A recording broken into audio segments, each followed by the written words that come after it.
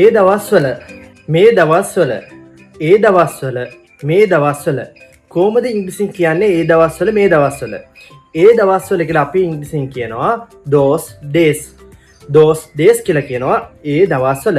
එතකොට මේ දවස්වල කියලා ඉංග්‍රීසියෙන් කියන්නේ these days. එහෙම නැත්නම් nowadays කියලාත් කියනවා.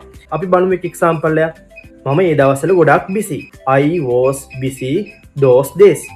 කොහොමද කියන්නේ මේ දවස්වල මම busy කියලා? I am busy these days. එහෙම නැත්නම් අපිට කියන්න පුළුවන් I am busy nowadays. එතකොට clear. those days කියලා කියනවා ඒ දවස්වල, ඒ දිනවල කියලා කියනවා those days. ඒ වගේම මේ දිනවල, මේ දවස්වල කියලා කියනවා nowadays. එහෙම නැත්නම් these days කියලා ඉංග්‍රීසියෙන්.